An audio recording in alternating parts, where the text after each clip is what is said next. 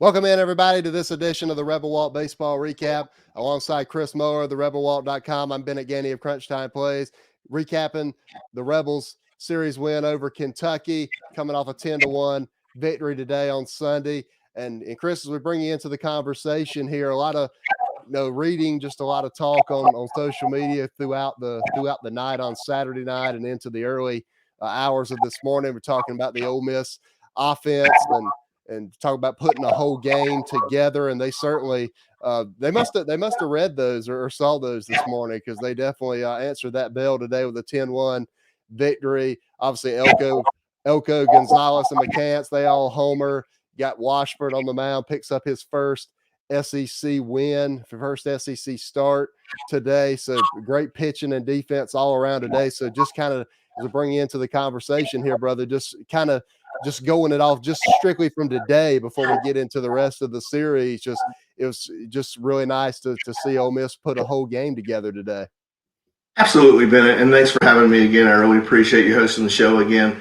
Today was really fun to watch. Obviously, as compared to the last 2 days, have been kind of the Rebel Bats were at bay a little bit. So today was really fun to watch. You talked about Elko and his home run. Absolute no doubter, I think, to start off the fifth inning.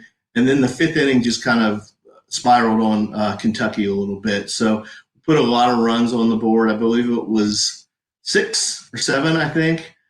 So really, really good quality at bats today. That's really what Mike said, Bianco said in post game.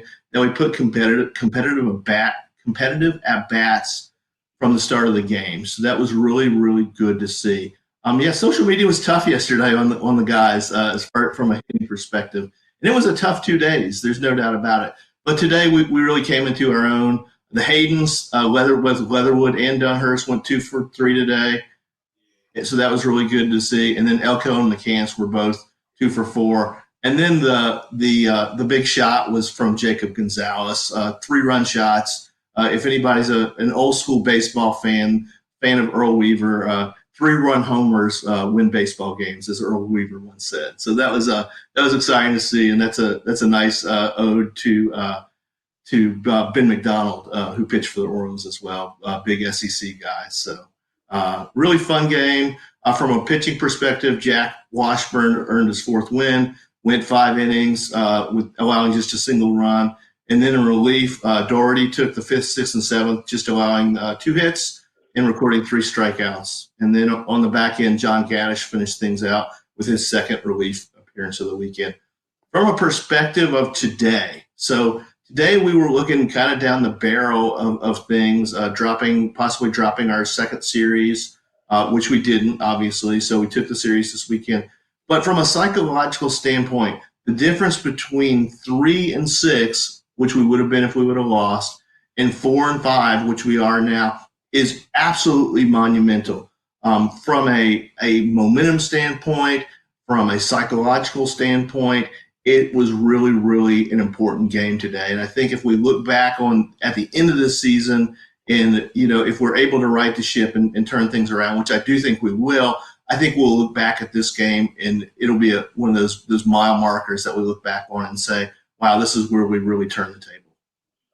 There's no doubt about that, man. And it turns out, there's the kind of, you're looking at these series, obviously get swept by Tennessee last weekend, but Tennessee is obviously really good. I mean, for the first time in 28 years in the SEC, somebody has started off 9-0, and that's Tennessee this weekend with their sweep over Vanderbilt. But and that's obviously looking at it from that series loss perspective, and also from a series win perspective. When we got on here in week 1, we were talking about the series win over Auburn, and that's turning out to look pretty good. Auburn has really kind of turned the table, and they've got a couple of really nice series wins now. So kind of taking the good with the bad, and it's like we always say in baseball, it's going to even out eventually, and it's certainly doing that for the Rebels right now. And as you mentioned, 4 and 5 is a heck of a lot better momentum wise, record wise, seeding wise going in right now than 3 and 6 is. Yeah, I think that Auburn series, looks really good right now. They played on the road the last 2 weekends, went down to College Station, which is not really a terribly fun place to play. Obviously, they don't draw quite as good as the Arkansas, the Ole Misses, and the LSUs. but their fans are still really passionate or very into the game. They still, I think last weekend for them was a record series attendance, right around 19,000 for the whole series. So they brought some folks in, and then they go down to LSU and take 2 or 3 from LSU. So, Auburn's definitely doing something right. And so for us to take 2 out of 3 on the road at Auburn, that series looks pretty good to me now. So I'm really happy with that. And like you talked about, Tennessee is just so white hot. Goodness gracious. They go down to Vanderbilt, and, they've come into 2, I guess Vanderbilt's probably a top 5 team. I haven't studied the whole thing, but I know they're top 10. So they go into number 1 Ole Miss, and then they go to top 10 Vanderbilt, and they take 6 games. That's unheard of.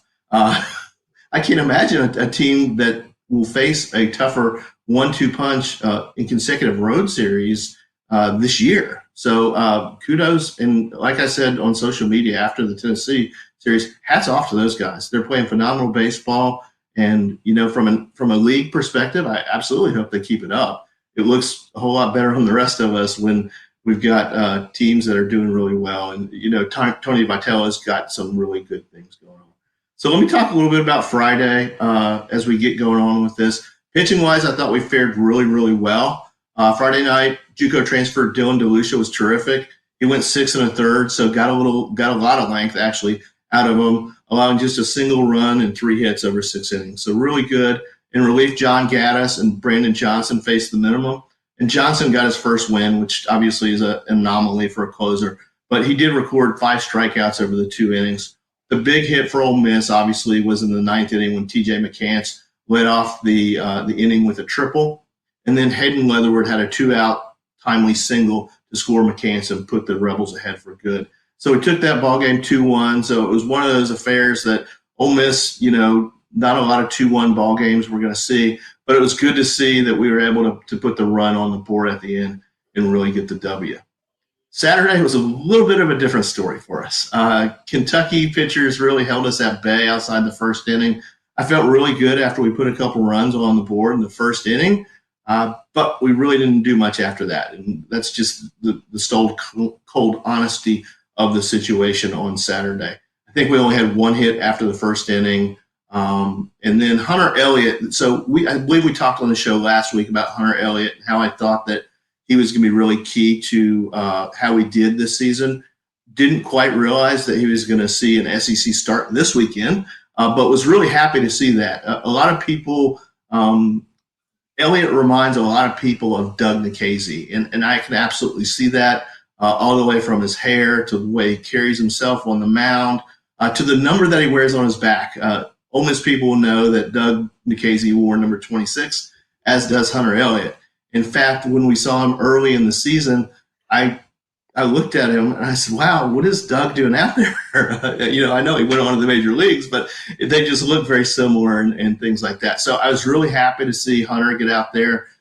Bianco said he didn't have his best stuff yesterday, but I really thought it was a good start for him in an SEC environment, and it wasn't your typical Arkansas, LSU, Mississippi State environment where you're going to get ragged on from the beginning of the game till the time that you leave the game. So it was a good opportunity for him to get his feet wet or to dip his toe in the water a little bit. He threw 4 1/3 inning, allowing just 2 runs, and both of them were unearned and 4 hits. So really, out of a freshman, first start in the SEC, I can't really ask for much more than that. And then the Rebel bullpen kind of allowed things to spiral on us last night. Kentucky, Elliott left the game with a tie score of 2-2, and then Kentucky scored 7, and so that was kind of the end of that. Yeah, no doubt, man. And I want to mention something. I want to kind of go back to the point that we were talking about after we were talking about today's game, talking about how Coach Bianco said they had competitive at bats. And I think that's so key just from a baseball, this kind of junkie perspective, just the idea of taking competitive at bats. And if you're not familiar with if you're not a diehard baseball fan, like obviously we are, which I know everybody watching this probably is, but the term competitive at bats is just so critical, because most people look at it and say, if you get out, you get out. And you kind of, obviously it's a bigger deal when you're trying to bring these these guys up, whether it be in little league, high school, college. It's really important to determine what a productive out is, because if you have a 9 pitch at bat and you end up striking out swinging, then that's still a very good at bat, because you've made that pitcher throw 9 pitches. It's going to drive up his pitch count, going to make him exit the game a little bit sooner. So even if you get out, it's really a productive out, and that's so critical in terms of analyzing what kind of outs are we getting, especially it's obviously really key from the analytical perspective in college baseball, but just looking at it from the lower ranks of baseball as well coming up is so critical to identify what exactly a competitive at bat really is. Absolutely. And I think it's key really in those first couple innings to allow your dugout to see as many pitches as possible from that starter. You talked about driving that pitch count up, but seeing really his complete arsenal. If whoever's starting off, so if it's Peyton or if it's Jacob or whoever it is, can see 8 to 10 pitches and just allow everybody to take a look at really everything that guy has, it really, really helps us out so much. And it's really, like you said, it's not something that you'll see on a stat sheet or anything else like that. But I know Ole Miss, and I'm sure a lot of other teams, count quality at bats. And so the idea behind the quality at bat really, really is important. It's batting average is important, obviously, on base percentage is important. But that third stat probably is that quality at bat and how a team defines that. And for us, I believe it started with Cliff Godwin, who's now the head coach at East Carolina.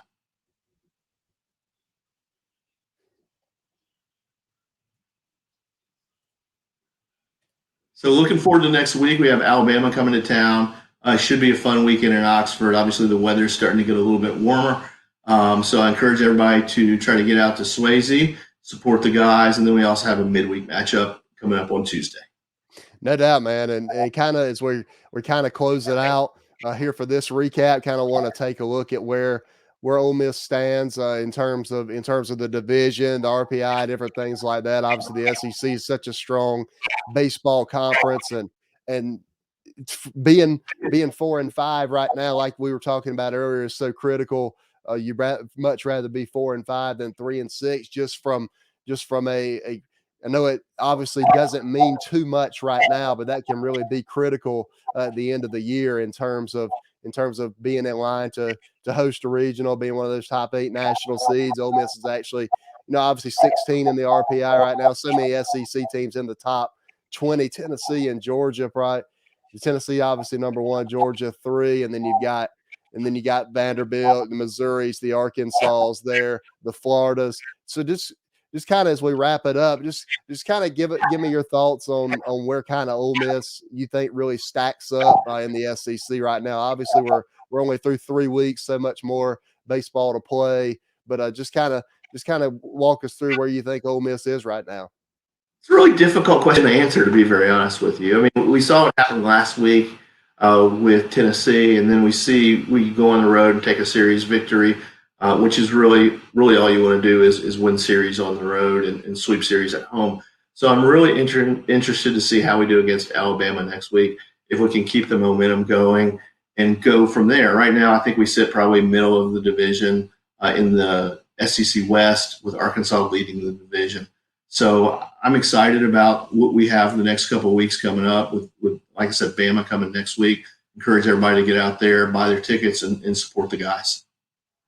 No doubt. And Ole Miss obviously has a winning road record. We talk about winning series on the road.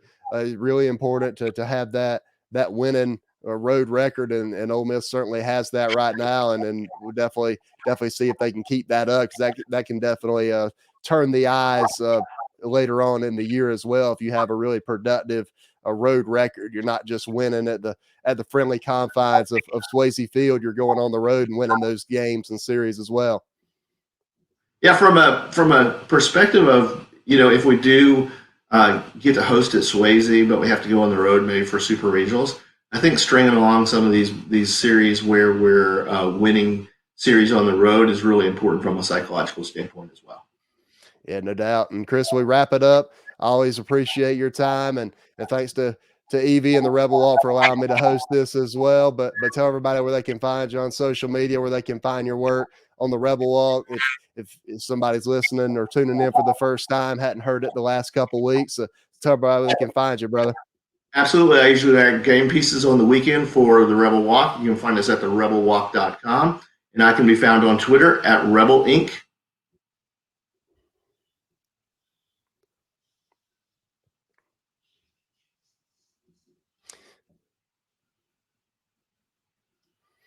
No doubt. We'll be definitely looking forward to seeing Chris's work on the rebelwalk.com always, and make sure you give him a follow on social media as well. If you want to check out what we do on Crunch Time Plays, you can check that out as well. All things college football and recruiting, right into spring practice right now. Ole Miss obviously in the middle of spring practice, not just Ole Miss, anybody around the SEC, around the country. We've got it all for you on Crunch Time Plays. And of course, recruiting is in full swing now. The portal, still commitments going on there. The 2023 class is obviously ramping up. So many guys announcing their top schools, announcing their commitments right now. So we're going to have all those graphics up. So make sure you follow us on Crunch Time Plays, at Plays Crunch on Twitter and Instagram to get all of that. And that's going to wrap us up for this week of the Rebel Walk Baseball Recap. For Chris Muller of the Rebel Walk, I'm Bennett Gainey of Crunch Time Plays. Thank you so much. Make sure you check out therebelwalk.com and subscribe to the Rebel Walk YouTube channel as well. And we'll look forward to seeing you next week right here on the Rebel Walk Baseball Recap. God bless everybody. Howdy, toddy.